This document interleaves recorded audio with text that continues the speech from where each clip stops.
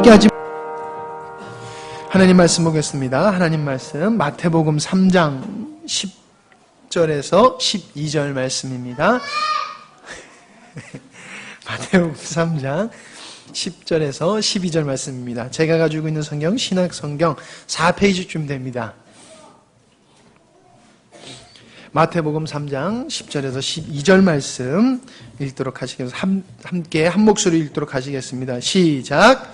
이미 도끼가 나무 뿌리에 놓였으니 좋은 열매를 맺지 아니하는 나무마다 찍혀 불에 던지리라.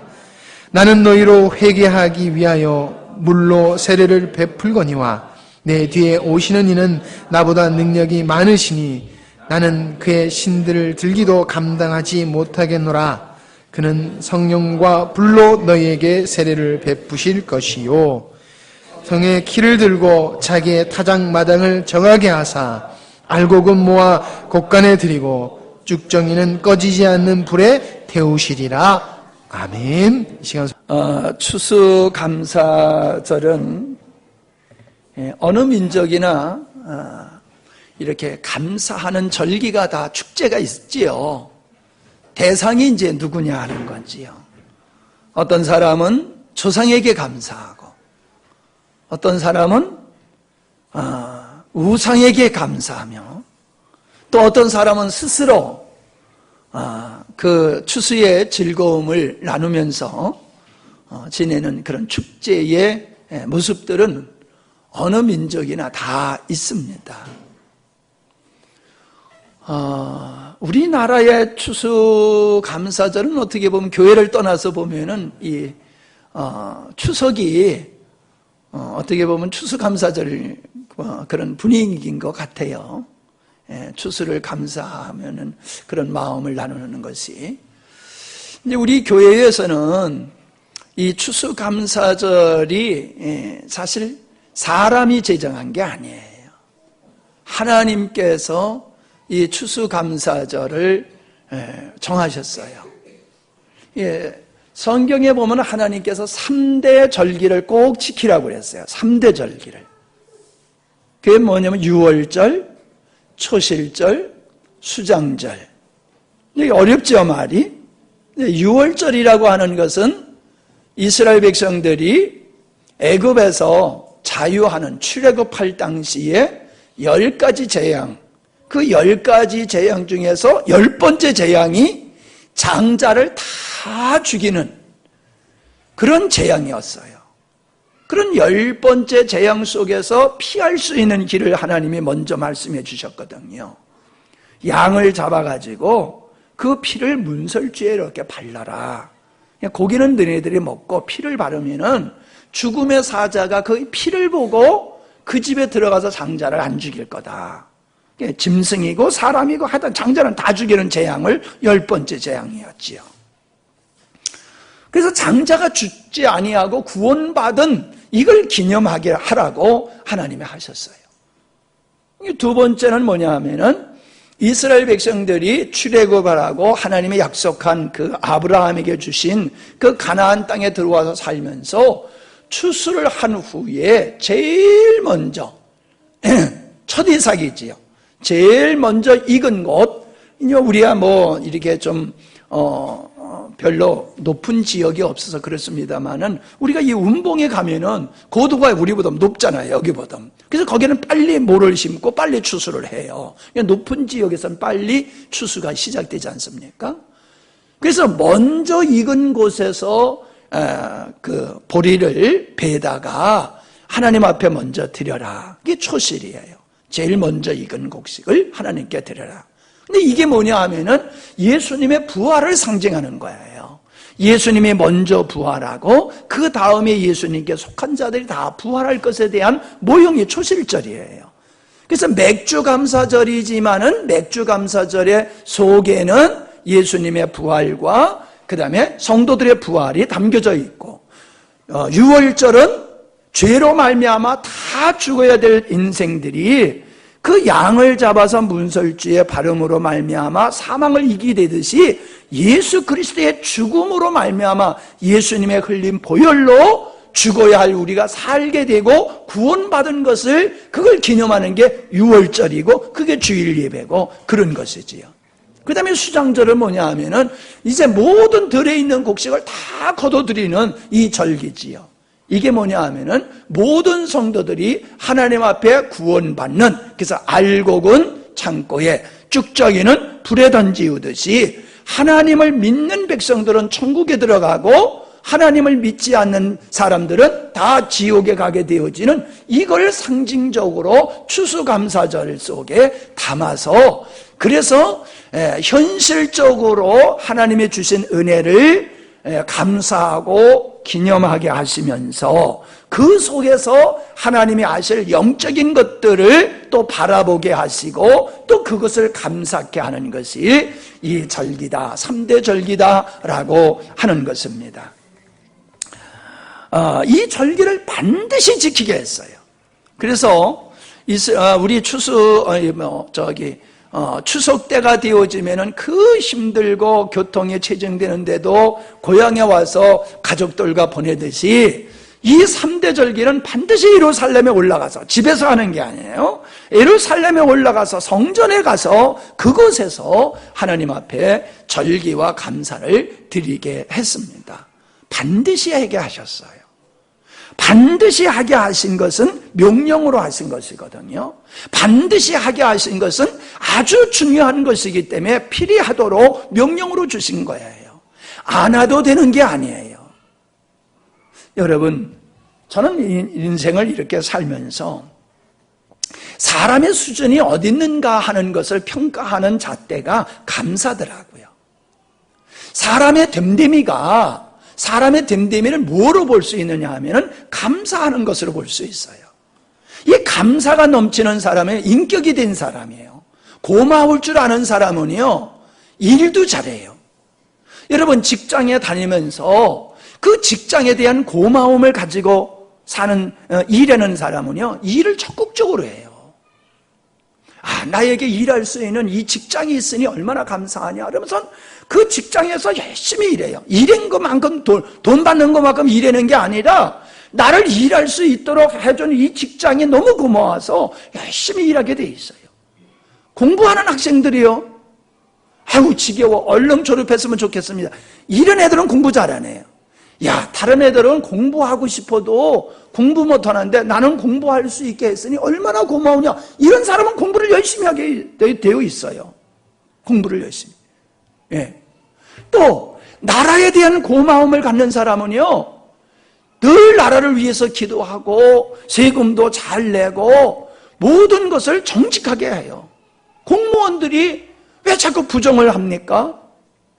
우리가 일반 사람들이 직장을 고마워하듯이 공무원들이 나라와 민족을 내가 섬길 수 있도록 나에게 기회를 줬구나, 이걸 감사하는 사람은요, 공무원으로서요, 성실하게 나라를 위해서 공직에서 일할 것이란 말이에요. 그러니까요, 감사가 넘치고 고마워하는 사람은요, 성실하게 할 뿐만 아니라 지도자들도 그런 사람을 일꾼으로 쓰는 거예요. 감사할 줄 모르는 사람, 여러분, 우리가 쉽게 얘기해서요, 일용직에 사람을 써도요, 감사하는 사람을 쓰지요. 감사하지 않는 사람, 그런 사람은 안 써요. 어떻게든지 놀려고 하고, 어떻게든지 빨리 가려고 하고, 어떻게든지 그냥 좀 뺑뺑 농땡이 치는 사람은요, 한 번 쓰지 다음에는 안 쓰려고 그래요. 안 써요. 그래서 감사가 넘치는 사람은 인격이 된 사람, 감사가 넘치는 사람은 모든 사람이 좋아하고 모든 사람이 채용하려고 서로 끌어가는 그런 사람이 되더라라고 하는 것을 저는 보아오고 있어요. 지금 마음에 두는 사람도 어떤 사람이냐? 감사를 잘하는 사람이에요. 감사를 안 하는 사람은 잊어버리게 돼요. 근데 내가 잊어버렸는데 그 사람이 나한테 어떤 절기가 돼가지고 전화라도 한번 해요. 1년에 한 번씩 저 중국에서 꼭 전화하시는 분이 있어요. 1년에 한 번, 명절 1월 1일 날 꼭 전화해요. 잊어버려요, 1년 동안. 근데 1월 1일이 되면 여지없이 전화가 와가지고, 목사님 편안히 계셨습니까? 안부를 물어보고, 1년 시작되는데 저를 위해서 기도해 주세요. 그러면서 전화를 꼭 전화로 기도를 받는 그런 분이 계세요. 그런 분을 이렇게 볼 때에 참 귀한 분이다. 내가 저분에게 별로 은혜 베푸는 것이 별로 없는데 저분은 그렇게 나를 기억하고 있고 고마워하고 나를 의지하고 이런 걸 볼 때 어떤 생각이 되면 내가 무엇을 도와줄까? 어떻게 도와줄까? 이 생각이 들어요. 근데 어떤 사람은 까마득하게 잊어버리고 또 관계를 끊고 있다가 아쉬울 때만 또 전화하는 사람이 있어요. 그런 사람은요, 괜히 속에서요, 얄미운 생각이 들어요. 뭐 내가 봉이야, 뭐야. 자기가 필요할 때만 전화하고 말이야. 뭐 사람 나를 무시하는 거야? 뭐야. 이런 생각이 들어요. 네. 내가 좀 부족해진가 보지요. 내가 부족한가 봐요. 그런 생각이 들어요. 여러분은 어떠신지 모르겠어요. 하나님께서도요, 누구를 기뻐하시느냐? 사실 우리 수준으로 말한다라고 하면요, 우리가 뭘 잘해서 하나님을 기쁘게 하겠습니까? 나는 아무리 생각해봐도요, 나 기도할 때마다 그래요. 하나님, 나 자격 없어요. 그냥 나 은혜로 구하는 거지 나 자격 없어요. 그럽니다. 내가 뭘 잘해서 하나님 앞에 정당당하게 나가려고 마음을 먹어보면요, 잘한 것도 있지만 못한 게 더 많아요. 하나님을 실망시키고 하나님의 마음을 아프게 한 게 더 많아요. 그러니까 이게 더하기 빼기 계산을 하면요, 내가 하나님 앞에 은혜를 입을 짓을 한 것보다는 잘못한 게 더 많기 때문에 부족하고 잘못한 내가 무슨 하나님의 은혜를 입겠다고 나가겠어요. 그러니까 내가 행한 것을 가지고 하나님 앞에 나갈 길이 없어요. 근데 이거는 있어요. 감사함으로 나가는 거예요. 하나님 앞에 감사함으로. 근데 하나님은 그걸 원하세요. 부족하지만, 우리가 연약하지만은 하나님의 은혜를 은혜로 여기고 감사하는 마음으로, 하나님, 저 부족하지만 저 하나님의 은혜 가운데 살았어요. 또 앞으로도 내가 하나님의 은혜가 아니면 안 돼요. 나 하나님의 은혜를 받아야 돼요. 그러니까 감사하는 마음으로 하나님 앞에 나가면은 하나님이 참 기뻐하시더라. 하나님이 기도를 응답하시더라. 그런 경험을 저는 많이 하고 있습니다. 하나님을 감동시킬 수 있는 것은 우리 노력에 있지 않아요. 우리 실력에 있지 않아요. 하나님의 은혜를 은혜로 여기고 감사하는 그 마음이 하나님을 감동시킬 수 있고 은혜를 입을 수 있는 그 통로다. 그런 생각을 저는 갖고 그렇게 살아가고 있습니다. 여러분, 우리는 은혜를 은혜로 여기는 게 굉장히 중요해요. 우리는 당연하다고 여겨요. 당연하다고요. 근데 당연한 게 어디 있습니까? 당연한 게 없어요. 봄이 오면, 봄이 지나가면 여름이 오고, 여름이 지나가면 가을이 오고, 가을이 지나가면 겨울이 와요.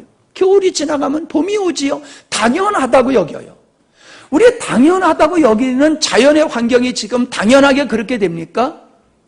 환경이 깨져가지고요, 이상기온으로 말미암아 이 절기가 이젠 명확해지지 않았잖아요. 당연하다고 여겼던 것이 그게 정상적이 되지 아니하므로, 당연히 되지 아니하므로 우리가 불편을 느끼는 것들이 얼마나 많으냐는 거예요. 특별히 건강의 문제를 보면은 우리가 건강할 때는 당연해요. 근데 그거 당연한 걸 잃고 보면요, 그게 얼마나 우리에게 귀한 은혜였더냐라고 하는 거예요. 예, 지난번에 목이 아파서 그 병원에 가서 물리치료를 받는데 어떤 분이 그러더라고요. 올해는 참 이상하다고. 비가 많이 와서 조잡버리고, 비가 또 비가 안 와서 조잡버리고, 가을이 되니까 비가 너무 많이 와가지고 우리 농사가 다 조잡버렸다고. 이 조잡버렸다는 얘기가 이 함양 사람이 많이 쓰는 말인 것 같아. 아주 오랜 농사를 조잡버렸다고 그러면서 노인 양반이 그런 말씀을 하시더라고요. 이른 비와 늦은 비 성경이 얘기를 해요. 더운 바람이 와야지, 이 과일이 잘 익는 거예요. 더운 바람, 이 남쪽 아라비아 지역에서, 사우디아라비아 지역에서 더운 바람이 와야지 과일이 달게 잘 익거든요. 그 다음에 지중해 쪽에서 이 습기가 쫙 이렇게 오게 되어지면은 이 비가 많이 오게 되죠. 그게 늦은 비예요. 그걸 통해 가지고 보리가 추수가 잘 되는 게 이스라엘 지역이 그거예요. 요게 아주 절기가 딱 맞춰가지고 와야지요. 요게 한 주간, 두 주간만 이게 어긋나도요. 과일이 다 썩어버리고 이 보리 추수가 안 되는 거예요. 그래서 아무리 노력을 해도 적당한 때에 더운 바람, 적당한 때에 비가 와야지 풍성한 농사를 지을 수 있는 것 같이 이건 어느 나라나 마찬가지예요. 그냥 우리는 그렇게 하나님의 은혜를 주시는 것을 그걸 당연하다고 여기고 살고 있단 말이에요. 당연하다고. 그러니까 당연하다고 여기니까 뭐가 없어요? 감사가 없는 거예요. 감사가 없는 거예요. 자, 여러분 한번 생각해 보세요. 내가 지금 은혜로 살고 있다고 생각하십니까? 아니면 여러분 내가 노력으로 내가 열심히 사는 노력으로 일해서 먹고 살고 있다고 생각하십니까? 어느 쪽이에요? 왜 이렇게 우물우물하셔? 은혜 쪽이요? 노력 쪽이에요? 네, 그건 생각해서 하시는 말씀이죠. 생각해보니까는 이건 노력으로 사는 게 아니야. 은혜로 사는 거지. 근데 우리는 평상시에 우리는 은혜로 산다는 생각을 안 해요. 우리 노력으로 산다고 생각하지 내가 지금 은혜로 살고 있다고 생각을 안 해요. 맞지요? 맞지요? 저를 쳐다보세요. 안 쳐다보시는 분들. 네. 아니 뭐 시간이 없으니까 자세히 할 얘기가 없어요. 아니 아까 얘기했잖아요. 내가 건강하다고 능력이 있다고 그래서 여러분 일할 수 있는 거예요. 우리나라에요. 박사가 얼마나 많이 놀고 먹는지 몰라요. 미국에 가가지고 어렵게 공부하고 박사를 따가지고 왔는데 국내에 들어와가지고 취직할 것이 없어요. 그래서 대학에서 시간 강사예요. 시간 강사. 우리 일당 받는 것보다도 못 받아요. 대학 박사가 돼가지고도 우리 일당 맞이도 못 받아요. 그것도 자리가 없어서 쩔쩔매는 박사님들이 얼마나 많은지 몰라요. 애당초 직장에 가지 못하는 박사님들이 그렇게 많아요. 능력이 없습니까? 의욕이 없습니까? 여러분, 내가 사업이 잘 된다고 할지라도요, 이게 누가 사줘야지. 내가 물건을 만들어서 팔아도 누가 사주고 내가 음식 장사를 해도 누가 먹어줘야지 되는 거지. 사주는 사람, 먹어주는 사람 없는데 장사가 될 수 있습니까? 사회 인프라가 잘 구성이 됐으니까 장사도 잘 할 수가 있는 거예요. 그러니까 우리가요, 내가 노력만 잘하고 실력만 있어가지고 잘 먹고 잘 살 수 있는 게 아니라니까요. 이 모든 조건들이 이게 구비가 돼야지 돼요. 그러니까 내가 지금 이렇게 잘 사는 것은 뭐예요? 은혜로요, 은혜. 내가 돈을 잘 번다? 내가 건강하다? 이거 은혜로 내가 지금 하고 있다는 거예요. 할렐루야. 맞지요? 이제 완전히 여러분 의식을 오늘 뜯어 건지시기 바랍니다. 난 노력으로 사는 자가 아니라 은혜로 사는 자다. 시작. 예. 은혜로 사는 거예요. 나 요즘 혼자 사니까요, 편안하긴 하는데 재미는 없더라고. 예. 얼마나 편안한지 몰라요. 왜요? 청소 한 번 해놓으면 누가 어지럽히는 사람이 없으니까는, 이건 내가 어지럽히지 않으면 아침에 청소하는 게 그대로 있으니까 참 좋더라고요. 예. 좋은 점도 많은데 재미가 없어, 혼자 있으니까. 그러니까 여러분, 만족이라고 하는 것이요, 내가 은혜로 산다라고 하면은 만족이 있어요. 고마움이 있고 만족이 있어요. 그리고 행복이 따라오게 돼 있는 거예요. 행복은 앞에 있는 게 아니에요. 행복은 지금 있는 거예요, 지금. 맞지요? 행복을 지금 누리는 거지 앞에 행복을 내가 땡겨다가 누릴 수 있는 게 아니잖아요. 지나간 행복을 다시 돌려서 내가 누릴 수 있는 게 아니잖아요. 행복은 지금 순간에 누리는 거란 말이에요. 지금 순간.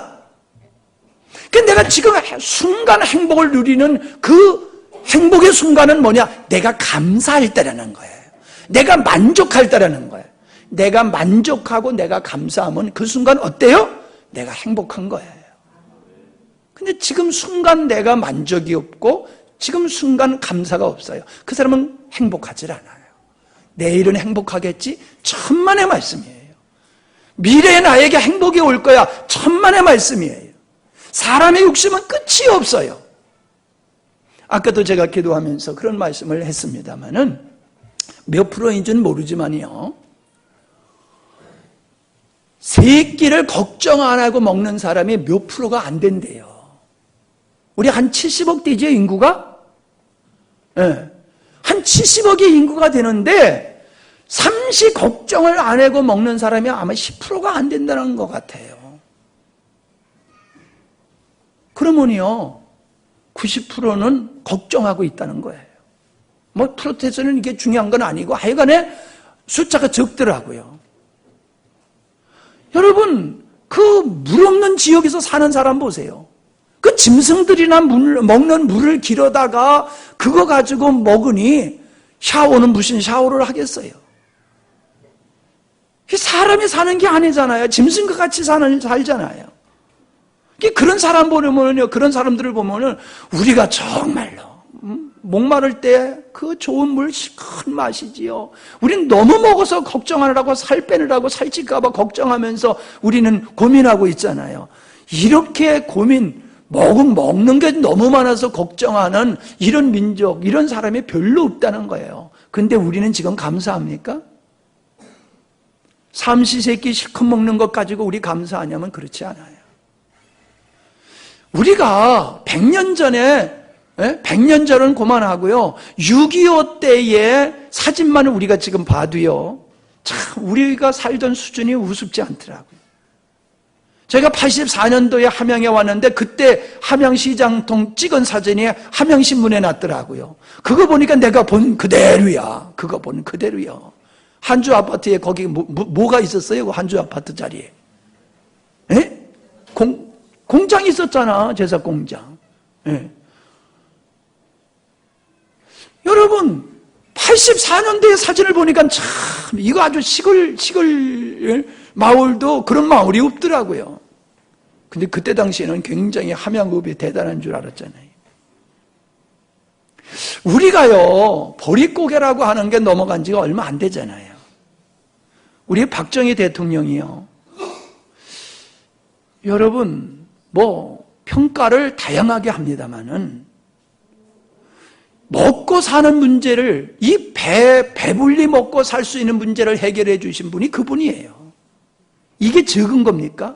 지금 우리가 배 터지게 먹고 사니까는 그거는 아무것도 아닌 줄 알지만 지금 우리가 먹을 걸 걱정하고 산다라고 하면요, 아이고 민주하고 뭐고 밥이나 실컷 먹고 살았으면 좋겠다 그런 생각 안 하겠어요? 중국 공산주의가 왜 안 무너지는지 압니까? 먹는 문제를 해결해 줬어요. 먹는 문제를. 그러니까 사람들이 먹는 문제를 해결해 주니까는 그냥 국가의 제도에 그냥 순응하고 따른 거예요. 반기를 안 들어요. 근데 북한 같은 경우는 그것도 해결해 주지 않지만 그냥 철통으로 불만불만하면 다 죽여버리거든. 그러니까 죽을까봐 그냥 가만히 있는 거예요. 먹는 문제 해결해 주는 게 이게 보통 문제가 아니라는 거예요. 근데 잘 먹고 잘 살게 되니까는 박정희 대통령에 대해서 이러쿵저러쿵 말을 많은데 그분 동영상을 만들자 그러니까 안 된다. 서울 시내다가 왜 만드냐? 그럼 함양에다 만들었으면 좋겠어요. 함양에도 안 되면 여기다 수양관에다가 여기다 세우라고 그러면 좋겠어요. 사람들이 안 세워서 그렇지. 세우겠다면 안 세우라고 그러겠어요. 어떤 인생도 어떤 지도자도 100% 잘할 수 있는 사람이 없어요. 어떻게 100% 잘합니까? 공과 사는 다 있는 거지요. 공과 공과는 다 있는 거지요. 근데 우리는 좀 분별할 줄 알아야 돼요. 잘하는 건 금방 잊어버려요. 나에게 은혜를 준 건 금방 잊어버려요. 그리고 섭섭한 거 그것만 기억하고 있어요. 네.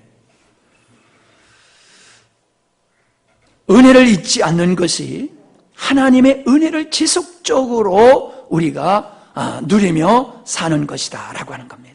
마태복음 18장에 보면요, 1만 달란트 탕감받은 사람이 나가다가 100데나리온을 빚진 사람을 만나가지고 갚으라. 그러니까는 조금만 기다려라. 내가 지금 못 갚으지만 내가 열심히 일해서 노력해서 내가 빚 갚을게. 그러면 기다려줘야 되는데 왜? 자기가 평생 갚아도 갚을 수 없는 돈을 탕감받았는데 조금만 기다리면 갚을 수 있는 그 돈을 당장 안 갚는다고 옥에다 갖다 가뒀어요. 그래서 주인이 그 소리를 듣고 그런 괘씸한 사람이 어딨나? 그래서 그 사람을 잡아다 감옥에 가두라. 그 말씀이 있잖아요. 여러분, 이 말씀을 우리가 감사에다가 한번 적용해 본다라고 하면요, 우리가 하나님의 은혜를 입은 것을 잊어버리게 되면, 내가 은혜를 입었다라고 하는 것을 잊어버리게 되면은 다른 사람들에게 자비를 베풀지를 못해요. 내가 다른 사람한테 자비를 베풀 수 있는 것은 내가 은혜를 입은 자요, 내가 빚진 자다라고 하는 인식이 있을 때에, 아이고, 나도 은혜를 입었는데, 나는 더 큰 은혜를 입었는데 이 정도야? 그러면서 넉넉히 자비와 궁의를 베풀 수 있단 말이에요. 근데 내가 은혜 받은 건 당연하고 너는 당연히 나한테 갚아야 돼. 안 갚으면 목숨 내놔. 이거는 말이 안 되는 거잖아요. 근데 왜 그런 삶을 살아가느냐 하면 내가 은혜 받은 걸 몰라서 그래요. 내가 은혜 받은 걸 은혜로 여기지 아니하고, 내가 받은 은혜를 은혜로 여기지 아니하고 당연하게 여기니까는 다른 사람에게 국물과 자비를 베풀지 않는 이 악한 사람이 된다 이 말이에요. 맞지요? 여러분이 은혜를 잊고 사는 줄로 압니까? 네? 하은이가 면접 보러 가는데 너 버스 타고 갔다 와, 택시 타고 갔다 와, 그래도 되거든요. 근데 또 혼자서 버스 타고 가고 택시 타고 가고 생각하니까 불쌍해. 그래서 내가 수고하는 게 낫지. 그리고 제가 열심히 모시고 다녔어요. 대구로, 창원으로. 그랬더니요, 제 모습이 달라지더라고. 나에 대한 감사의 눈빛이 참. 그전에는 그게 없더니 내가 수고를 하니까는 달라져요, 분위기가. 헌신할 기회가 많이 생겼으면 좋겠어, 내가 쟤를 위해서. 우리가 행복하지 못한 이유는 부족해서가 아니에요. 모자라서가 아니에요. 아멘? 은혜를 은혜로 여기지 않기 때문에 우리가 감사하지 아니하고 만족하지 못하고 행복하지 못한 거예요. 우리가 부족한 부분도 있지만 남다른 재능이 있는 것도 있잖아요. 그지요? 사람의 모든 면에 다 잘할 수는 없어요. 모든 면에 다 탁월함이 있을 수는 없어요. 특별히 내가 좀 부족한 점이 있어요. 근데 또 특별히 다른 사람보다도 내가 탁월한 부분도 있어요. 하나님은 공평하신 하나님이에요. 그래서 찬송도 송명희 시인이 그랬잖아요. 공평하신 하나님. 공평하신 하나님. 우리는 나에게 없는 것만 생각하면 불만불평이 돼요. 예. 근데 나에게 없는 것도 있지만 있는 것도 있잖아요. 다른 사람이 없는 게 나한테 있잖아요. 아멘? 아니, 아들만 많다고 불만불평하지 말아요. 예. 딸만 있다고 불만불평하지 말아요. 어떤 집은 딸이 없어서 난리야. 근데 딸이 그렇게 많으니 얼마나 좋아. 에? 우리 집은 딸만이야. 그러지 마라. 딸이 없어서 안타까워하는 사람 얼마나 많아. 딸 낳으려고 그러다 또 아들 낳잖아. 에? 우리 친구 목사님은 아들 낳으려고 하다가 딸을 4명씩이나 낳아버렸어. 우리 옆집엔 아들 낳으려고 그러다가 딸을 또 쌍둥이까지 낳아버렸어. 그래서 졸지에 딸이 5명이 돼버려서 딸이 쌍둥이 나는 바람에. 그러니 딸이 그렇게 많으니 얼마나 감사해. 문제는 뭐냐 하면요, 내가 기준이 되면은요 감사가 안 돼요. 자, 보세요. 세상에서 가장 나한테 악랄하게, 좀 표현을 좀 나쁜 표현이지만은, 나한테 가장 어떤 지독하게 못 살게 구는 사람이 누구예요? 아니, 너무 진하게 얘기하니까 여러분이 생각이 안 도는가 본데, 엄마가 잔소리 제일 많이 하지요. 엄마하고 제일 많이 다투고 싸우지요. 안 그래요? 여러분 인생을 가만히 돌아보세요. 제일 많이 다투고 제일 많이 싸운 대상이 누군지. 엄마 아니에요? 엄마예요. 엄마하고 가장 많이 싸우고 다투어요. 그냥 우리 엄마가 마저 할 정도로 엄마가 우리한테 그렇게 하잖아요. 근데 그 엄마가 어때요? 세상에서 제일 싫은 존재예요? 좋은 존재예요? 이상하잖아요. 제일 많이 싸우는 엄마인데 세상에서 제일 존재가 엄마예요. 왜요? 나에게 가장 필요한 것을 주시는 분이에요. 나에게 가장 적당한 것을 주시는 분이에요. 나에게 가장 깊은 사랑을 주시는 분이 엄마예요. 그런데 내가 원하는 내가 기준이 되면은 엄마는 간섭하고 잔소리꾼이고 섭섭한 대상이 되는 거지요. 우리가 감사거리가 없다는 것은 감사거리가 없어서가 아니라 나 중심으로 살아갈 때는 감사거리가 없고 원망불평만하게 돼요.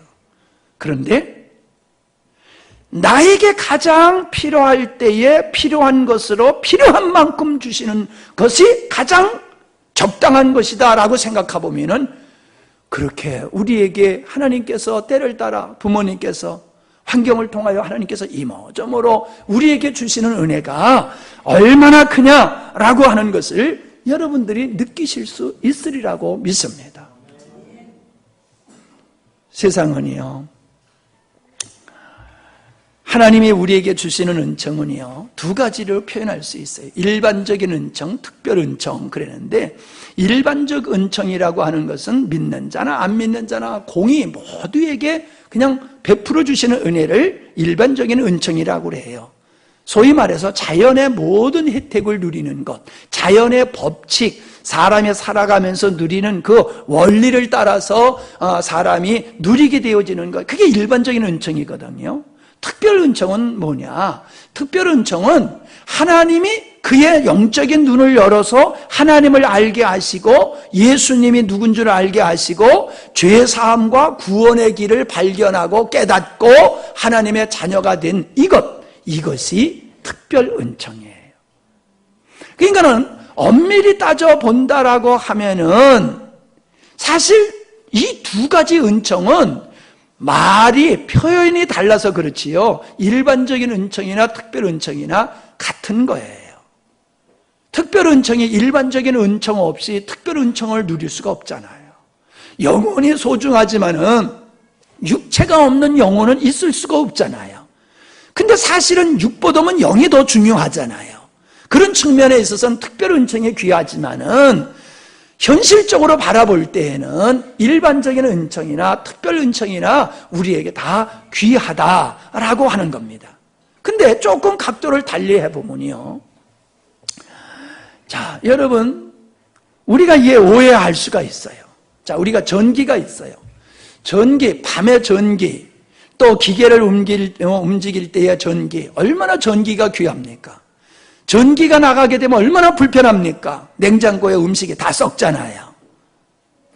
에어컨이 안 돌아가니 얼마나 덥고 힘듭니까? 전기의 고마움은 말할 수 없어요. 그런데 태양 보고 우리가 고마워합니까? 태양을 바라보면서 고마워합니까? 전기는 고마워할 줄 알면서 우리는 태양에 대해서는 고마울 줄 몰라요. 여러분, 기름 한 통을 드릴까요? 물 한 통을 드릴까요? 그럼 우린 기름 한 통을 달라고 그럴 거예요. 왜? 다 경운기에다 집어넣고 쓰면 얼마나 좋습니까? 물 집어넣어도 안 돌아가잖아요. 근데 우리가 있는 곳이 사막이야. 사막에서 기름 한 통을 드릴까요? 물 한 통 드릴까요? 여러분, 어떤 거 받겠어요? 그땐 당연히 물이에요. 여러분, 기름 없이도 우리는 살 수 있어요. 불편하지만은. 그러나 물 없이는 못 살아요. 물 없이. 자, 여러분, 보석을 한 자루 드릴까요? 흙을 한 자루 드릴까요? 그럼 우린 보석 달라고 그러겠지요. 그런데요, 나무를 심어야 돼. 꽃을 심어야 돼.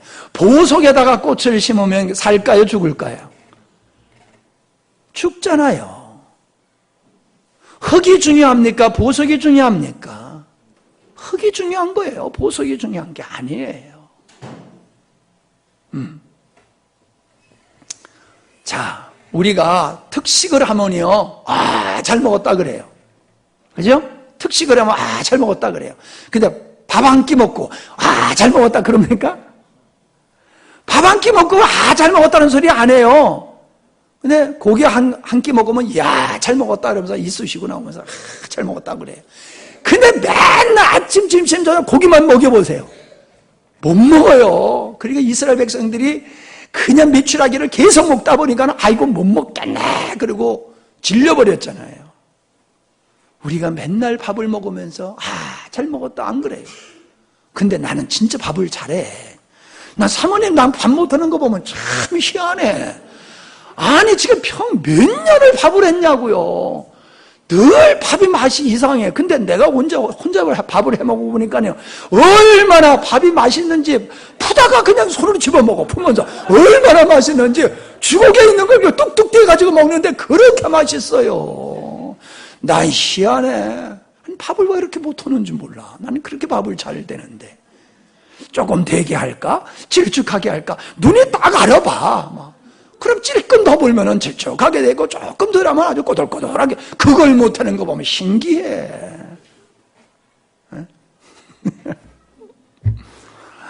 여러분, 우리가 누리고 있는 거 세를 내서 삽니까? 임대료를 내서 삽니까? 그냥 공짜로 그냥 공기, 태양, 땅 공짜로 누리잖아요. 공짜로. 근데 우리가 그걸 고마워합니까? 고마워하질 않아요. 고마워하질 않아요. 자, 하나님이 주신 것을 오늘 감사절에서 저는 이런 생각을 해봤어요. 이런 것을 감사하자, 저런 것을 감사하자. 감사할 조건을 좀 얘기를 했는데 지금 제 여러분에게 드리고자 하는 말씀은 하나님이 주신 것을 감사함으로 끝나는 감사가 진짜 감사일까? 하나님이 원하시는 감사는 하나님이 우리에게 베푼 걸 받고서 감사해요 하고 끝나는 걸 원하실까? 아니면 하나님이 주신 것 가지고 열심히 살아가서 갑절로 남기는 것을 하나님이 기뻐하실까 하는 생각을 해봤어요. 어때요? 저는 하나님이 주신 것 가지고 갑절로 남기는 삶을 사는 모습을 보시는 하나님은 참 기뻐하시라고 생각을 해요. 오늘 본문 말씀에 예수님이 타작마당에서 추수를 하는 농부로 비유가 됐잖아요. 그래서 알곡은 곶간에 쭉저기는 버린다고 그랬잖아요. 여러분, 우리가 하나님의 은혜를 안 입은 사람이 어디 있습니까? 하나님의 은혜를 안 입은 사람이 어디 있습니까? 그런데 우리 인생이 쭉정이의 인생이 된다라고 하면은 우리에게 은혜를 베푸시는 하나님의 마음이 어떨까요? 추수감사절이 되면 감사는 잘하는데 그 인생이 쭉정이의 인생이 돼. 그러면 하나님이 기뻐하실까요? 그랬잖아요. 도끼가 나무에 놓여 있다. 열매 맺지 않는 나무는 찍어버린다라고 말씀하셨잖아요.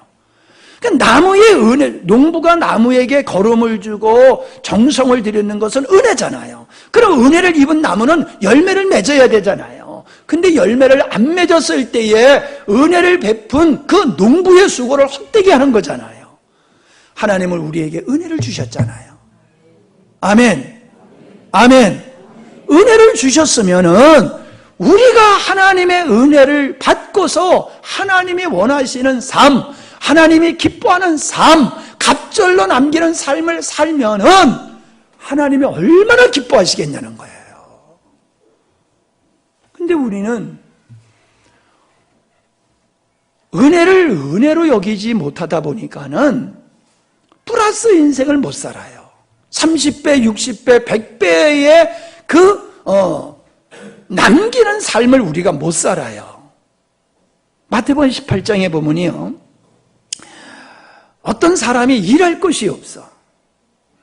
근데 주인이 시장에 와서 보고 사람이 놀고 있는 거 보고 당신 왜 놀고 있어? 그러니까 누가 나를 데려다가 일을 시키지 않습니다. 그래서 내가 이렇게 지금 있습니다. 그러니까 그래요? 그러면 우리 집에 와서 우리 포도에 와서 일하세요. 내가 하루에 1달란트를 주겠습니다. 하루에 품삯을 주겠으니까 와서 일하세요. 그러니까 아이고 감사합니다. 일할 수 있는 은혜를 주셔서 감사합니다 하면서 열심히 일을 했어요.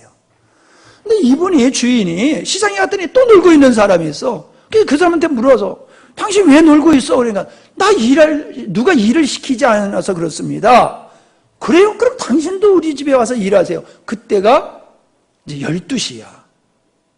12시 반나절이야. 3시에도 가서 일꾼을 일해라고 그랬고 5시 이제 해가 넘어갈 때가 가까운 사람도 그때 와서 일을 하라 했어. 그리고 이제 저녁이 돼서 집으로 돌아갈 때 임금을 주는 거예요. 근데 아침부터 일한 사람부터 주는 게 아니라 5시에 들어와서 일한 사람부터 주는 거예요. 근데 그 사람한테 1달란트 하루 종일 일한 품삯을 주는 거야. 그러니까 아침부터 일한 일꾼이 기대가 커지는 거예요. 1시간 했는데 하루 품삯을 줘? 그럼 난 하루 종일 했으니까 나에게는 많이 줄 거야. 기대가 컸어요. 그런데 보니까는요, 5시에 와서 일한 사람이나 3시에 와서 일한 사람이나 12시에 와서 일한 사람이나 똑같이 1달러씩 주는 거야. 그래도 나에게는 더 주겠지. 그런데 글쎄 나에게도 똑같이 1달란트를 주는 거야. 그러니까 뚜껑이 열리는 거야. 아니 저 사람 1시간 일하는데 2시간밖에 일하지 않는데 반나절밖에 일 안 했는데 그런데 저 사람들한테 하루 품삯을 주고 나는 뭐요? 하루 종일 일했는데 왜 요거밖에 안 주는 거요? 틀려요? 맞아요? 그 사람의 입장에 봐서는 불공평한 거지요. 맞지요? 그 사람의 입장에서 봤을 때는 불공평한 거예요. 그 주인이 말해요. 내가 당신하고 약속을 하지 않았느냐? 하루 일당을 준다고 내가 일당 주지 않았느냐? 난 저 사람에게 자비를 베풀었어. 당신에게 베푸는 거지. 난 저 사람에게 일하지 않았음에도 일한 것으로 여기고 내가 줬어. 이게 구원에 관한 얘기예요. 그러나 이걸 오늘의 삶에 적용해 본다라고 하면은 나를 일하게 하신 것에 대한 고마움이 있어야 되는데 그 고마움이 없으니까는 은혜를 은혜로 여기지 못하고 감사를 감사치 못한다는 거예요. 자, 그와 같이 하나님은 우리에게 주신 게 있어요. 시간이 없네. 자, 빨리 마칠게요. 시간을 줬어요. 우리에게 시간. 물론 사람마다 인생을 사는 인생의 연수는 달라요. 그러나 하루 24시간은 똑같아요. 7일, 한 주간은 똑같아요. 1년, 12달 똑같아요. 우리에게 주인 시간은 똑같아요. 근데요, 잘 보세요. 어떤 사람은요, 하루를 열흘같이 쓰는 사람이 있고 어떤 사람은 열흘을 하루같이 쓰는 사람이 있어요. 시간은 같지만은 가치가 달라요. 제가 어떤 책에서 보니까요, 어떤 사람이 70년을 살았는데 700년을 살았다고 그러더라고요. 아니 70년을 살았는데 어떻게 700년을 살았다고 그러느냐 그러니까는 자기 인생은 70년이지만은 다른 인생 산 사람들의 삶을 자기가 받아들인 거예요. 그 사람들의 지혜와 그 사람들의 교훈을 내 것으로 삼고 살았어요. 그랬더니 그 사람의 인생이 내 것으로 플러스가 돼버렸어요. 10명의 사람의 그 삶의 지혜를 얻어서 살았더니 그 사람의 연수는 70년이지만 실질적으로는 700년을 살았더라. 그런 말이 있더라고요. 여러분, 시간은 똑같지만요, 그 시간을 어떻게 사용하느냐에 대해서 다른 거예요. 그냥 시간을 먹고 노는 데 쓰는 사람, 할 일이 없어서 왔다 갔다 하는 데 쓰는 사람, 퇴직하는 우리 친구가 하는 얘기가 이제 난 남는 게 시간밖에 없어 그러더라고요. 직장에서 이제 퇴직을 하니까 난 남는 거 시간밖에 없어. 그러니까 남는 게 시간밖에 없는 사람이 맨날 관광버스 타고 돌아다니면서 등산이나 하고 놀러 다니고 그러잖아요. 나는 그런 거 보면 안타까워요. 내가 그러잖아요. 할 일이 없으면 동네 청소라도 하라고. 할 일이 없으면 애들 등하굣길 그런 거 도와주는 일이라도 하라고. 사람들이 그렇게 안 살아요. 차라리 나를 위해서는 내가 그냥 놀고 있을지언정 남을 위해서는 안 살려고 들어요. 돈 안 되는 일은 안 하려고 들어요. 이게 인생 시간을 잘못 사용하는 거예요. 하나님이 주신 시간을 돈과 연관만 시키지 마세요. 자기 이익과만 연관시키지 마세요. 그 시간을 하나님이 원하시는 대로 사용하실 수 있길 바랍니다. 그게 갑절로 남기는 삶이에요. 두 번째, 기회예요. 기회. 기회는 누구에게나 균등하게 오지 않습니다. 그러나 누구에게나 기회는 옵니다. 여러분, 그 기회를 놓쳐버리면 인생은 실패하는 거예요. 기회를 잡으면 그 사람은 성공하게 되어지는 거예요. 우리는 이 인생의 실패의 문제는 기회를 놓쳤다는 거예요. 기회를. 공부할 기회를 놓쳤어요. 직장에 들어갈 기회, 사업을 시작할 기회를 놓쳤어요. 기회를 놓쳐버려가지고 인생을 망치는 사람들이 많아요. 여러분, 우리는 발전할 수 있는 기회, 도약할 수 있는 기회, 다른 사람을 도와줄 수 있는 기회, 사랑할 수 있는 기회, 용서할 수 있는 기회, 헌신할 수 있는 기회, 충성할 수 있는 기회, 은혜 받을 기회, 이게 늘 있는 게 아니에요. 기회는 제한적이에요. 사랑한다고 늘 사랑할 수 있는 게 아니에요. 늘 효도할 수 있는 게 아니에요. 여러분, 교회에서 아무리 충성하고 싶어도 못해요. 아유, 애들 다 너무 바빠서요. 애들 다 키우는 다음에 그 다음에는 늙어가지고 이제 힘들어서 기운이 없어서 못해. 하나님이 나에게 충성할 수 있는 기회 주셨으면 그게 감사한 거예요. 그때 해야 돼. 근데 자꾸 뒤로 밀어. 그 다음에는 자기에게 기회가 안 돌아와. 여러분, 성가대에 쓰는 거 기회예요. 늙어보세요. 누가 여기다 세워주나. 다른 교회는 잘 세워줘도 우리 교회에서는 안 세워줘. 여기 있는 사람, 쓰는 사람이 다 늙어지면 그때는 이제 늙은이라고 해서 표현해서 좀 죄송합니다만은 연세 많으시는 이제 지금 40대가 60대, 70대 되면 그때는 젊은 사람 못 끼겠지.